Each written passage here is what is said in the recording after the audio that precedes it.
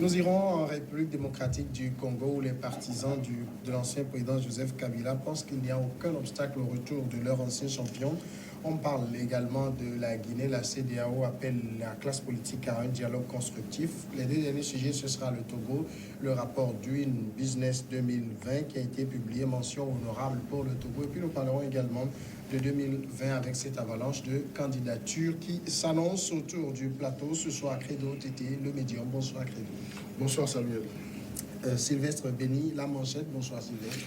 Oui, bonsoir Samuel et bonsoir à toutes et à tous. Et Adam Adjonou, Vision d'Afrique. Bonsoir Adam. Bonsoir Samuel. Nous commençons avec la République démocratique du Congo. Les partisans de l'ancien président Joseph Kabila ont déclaré jeudi qu'aucune disposition constitutionnelle ne l'empêchait de revenir à la tête de la RDC à l'expiration du mandat de Félix Tshisekedi en 2023. Ce qui est sûr, c'est qu'aujourd'hui, aucun obstacle constitutionnel ou institutionnel, voire politique, n'empêcherait le retour de l'ancien président Kabila et surtout ne pourrait empêcher qu'il soit candidat à la présidentielle, a déclaré à la presse Néhémie Nouilania, coordonnateur du Front commun pour le Congo, donc le FCC, la plateforme de Joseph Kabila. Sur la forme, Sylvestre Béni, ce n'est pas faux. Bon, oui, sur la forme, ce n'est pas faux. Et sur le fond également, hein, parce que les tests sont là et puis les tests donnent la latitude à Joseph Kabila donc de revenir en 2023. Mais sauf que je me dis que pour l'instant, en réalité, ils l'ont fait. Au Kabila même l'a fait dans le but au cas où il serait un peu gêné dans sa tranquillité, c'est-à-dire quand il va céder le pouvoir, quand il sera gêné dans sa tranquillité, il pourra revenir pour prendre le pouvoir. Mais aujourd'hui, je crois que il est presque, si on peut dire, en vacances dorées, parce que pour l'instant, Félix Tshisekedi ne le gêne pas, il est libre de ses mouvements. Et malgré du moins les agitations donc des organisations internationales qui demandent à ce qu'on puisse l'écouter sur des malversations financières, tout, Tshisekedi n'a même pas broché là-dessus. Donc je crois que je souhaiterais véritablement pour Kabila de rester dans cette tranquillité parce que c'est en fait, il est sorti par la grande porte aujourd'hui. L'Afrique a tendance donc à oublier son passé, tout ce qu'il a fait depuis qu'il est arrivé au pouvoir jusqu'à présent. L'Afrique a tendance à l'oublier. Mais quand il va vouloir peut-être revenir, surtout sera peut-être un forcing, c'est là où il va pratiquement se salir. Donc, il y a souvent ceux que j'appelle les hypocrites troubadours, qui sont souvent autour des présidents, qui essaient donc de baliser la voie, ne serait-ce que pour que le président puisse revenir. Et dans ce cas, en revenant, eux également, ils auront donc beaucoup à manger. En réalité, c'est ça. Donc, ils essaient donc de faire tiquer un peu dans la tête de Kabila, ne serait-ce que pour que la personne revienne à la charge. Donc, moi, je pense que Kabila est tranquille, il est libre de ses mouvements. Donc, il faudrait qu'il y reste. Mais s'il veut revenir, le jeu la fera bientôt un an de mandat. Il aura presque au moins quelques leviers, au moins la force également militaire avec lui. Je crois que si Kabila veut revenir, il va commencer par avoir des problèmes. De toute façon, Credo Tété, à l'heure où nous sommes en train de parler, c'est Kabila qui dirige la RDC. On peut supposer, mais il faut dire qu'il y a un président. Il y a un président au niveau de la RDC, donc c'est Tshisekedi, M. Tshisekedi. Mais c'est vrai qu'on peut supposer que Kabila, du moment où il n'est pas inquiété, Kabila qui circule librement, donc est-ce que ce n'est pas lui? Si on voit également dans la composition même du gouvernement et puis à des postes de responsabilité, c'est vrai, il y a toujours des classiques de Joseph Kabila qui est aux affaires. Mais cela ne doit pas nous surprendre. Même si aujourd'hui ces partisans disent que constitutionnellement rien ne l'empêche de revenir dans la cause présidentielle de prendre le fauteuil. Il nous en souvient que M.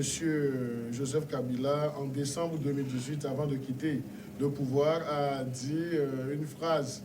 Et ce qu'il a dit, je cite, « Dans la vie comme en politique, je n'exclus rien ». Voilà. Donc je crois que ce n'est que le prolongement de cette phrase, disons, innocente de M. Joseph Kabila qui est en train de se matérialiser aujourd'hui. Donc il l'a dit.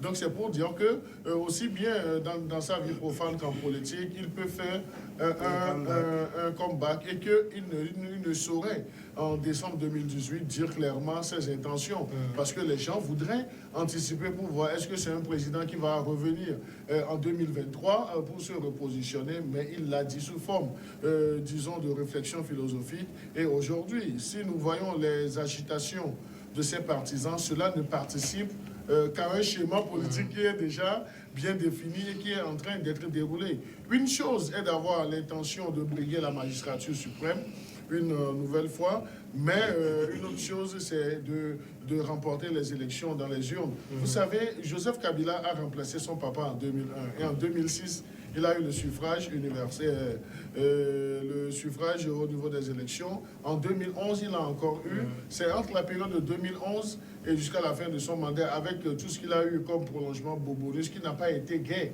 Et si nous voyons également la façon de gouverner de M. Tshisekedi, qui gouverne comme s'il a des épines sous les pieds, donc il faut dire que M. Tshisekedi sait le poids que représente aujourd'hui un certain Joseph Kabila, qui peut déstabiliser sa politique.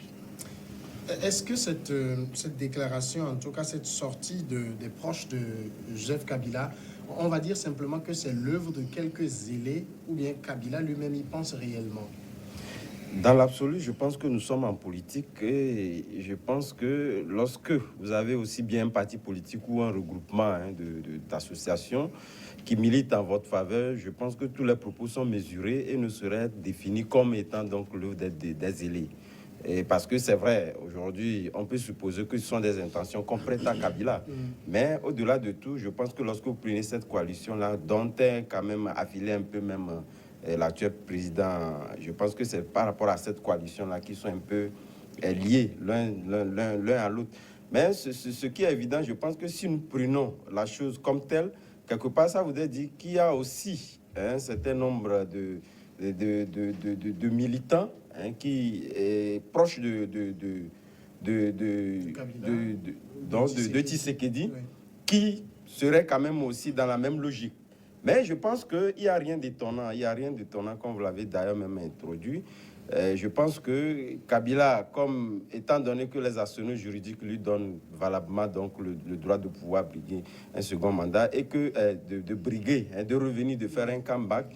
Mais au-delà de tout, on constate aussi que Kabila avait préparé ses arrières avant même de partir, ce qui fait que aujourd'hui même les soubresauts et les anomalies liées donc à sa gouvernance n'arrivent pas à ressurgir, à le rattraper par après. Donc je crois qu'aujourd'hui, d'ailleurs même, un peu lorsque nous prenons un peu le fait que vous venez de le dire tantôt, je pense que Kabila c'est une grosse épine dans les chaussures de Tshisekedi. Donc ça voudrait dire quelque part qu'il pourrait éventuellement arranger son retour parce qu'il n'était pas aussi parti aussi dans les meilleures conditions qu'il fallait, parce que l'homme ne voulant pas quitter, il a fallu quand même la pression interne comme internationale pour qu'il puisse quand même lâcher le pouvoir. Ça voudrait dire quelque part qu'il nourrit toujours ses ambitions de revenir. Donc je pense que c'est ce chemin qui se présente et je pense qu'il n'y a rien d'étonnant qui puisse quand même surprendre l'opinion internationale comme nationale. Je pense que tout le monde sait que Kabila, si il veut revenir, il peut revenir.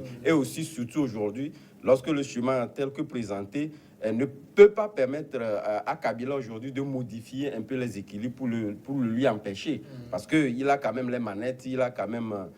disons, au niveau de l'Assemblée, donc il n'y a rien qui puisse l'empêcher. Donc lui, il peut quand même les modifier pour quand même préparer son retour. Sylvestre, surtout que Joseph Kabila est très très jeune. Je pense qu'il a 48 ou 49 ans, ancien président à cet âge-là. C'est à cet âge que certains entrent en politique. Oui, je crois que Kabila, je le confonds, il y a Singwe. Ouais. Donc, là, lorsque vous faites le rapprochement, vous verrez. Il a venu au pouvoir à 29 ans. Il a fait 18, donc il a 39 ans. Qu'est-ce que j'ai dit? Il a 48 ou 49 ans actuellement. Oui, il est jeune. Il est jeune. Mais vous savez, lorsque vous faites le rapport, lorsque vous voyez le rapport, ce qui se fait au Togo, nous avons l'impression que c'est la même chose qui se produit au Congo. Voyez-vous, ici, si vous prenez le cas du Togo, vous voyez, à l'orée des élections présidentielles, c'est les agitateurs qui crient que nous avons un champion et tout ça, et qui sera bientôt investi, tout ça, c'est lui qui va gagner. Il est le Messie, il est nanani, nanana. Voyez-vous, et c'est pratiquement la même chose qu'on voit au niveau du Congo, où les agitateurs essaient de dire non, c'est notre champion, il peut revenir, rien ne l'empêche et tout. Voilà, c'est pratiquement le même schéma.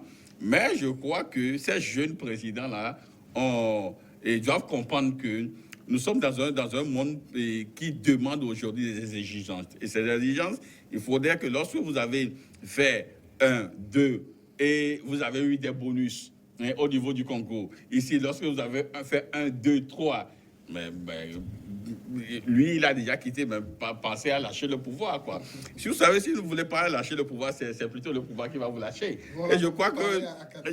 Je parle parle à Kabila, donc c'est pratiquement la même chose, quoi. Que ce soit là ou ici, c'est pratiquement la même chose. C'est pourquoi je parle donc à eux deux. Donc, il faudrait quand même que les gens comprennent qu'à un moment donné, il faut laisser, quoi. Il y a une autre vie après la politique. Vous voyez, aujourd'hui, lorsque vous voyez Barack Obama, il est libre de ses mouvements. Il peut aller même faire des shopping, tout ça. Et bien, vous voyez, c'est ça, en fait, la vie après la politique. Vous voyez un Jerry John Rawlings, qu'il est libre de ses mouvements, il fait faire tout ce qu'il veut. Il y en a encore, il y a des exemples qu'on peut en citer. Voyez-vous, donc, je veux véritablement que les gens comprennent que le pouvoir pour le pouvoir, vraiment, ça apporte des ennuis. Voyez-vous, donc, aujourd'hui, je veux véritablement que Kabila essaie donc d'oublier ces agitateurs-là, et pour qu'ils puissent mener sa vie en famille et libre. Et bon, pas ricochet, que Faure Gnassingbé également laisse le pouvoir pour qu'il puisse vivre sa vie. D'accord. En même temps, Kabila ne doit pas oublier une chose, c'est que même si ses partisans souhaitent qu'il revienne, c'est son bilan qui a été sanctionné à travers le dauphin qu'il a présenté il y a 1 an. Oui, certes, il a présenté un dauphin, mais est-ce que le dauphin valait Kabila? Donc le dauphin ne valait pas totalement sur Kabila. Toutes les affiches, c'est la photo de Kabila qui est devant, le candidat même a sa photo derrière. Oui, non, mais moi je crois que c'est un sujet de graphisme, mais sur la réalité sur le terrain, c'est vrai. Est-ce que le dauphin avait aussi le charisme de M. Kabila? C'est vrai, est-ce que c'est Kabila? Là, tout de suite, on va aller à la première pause.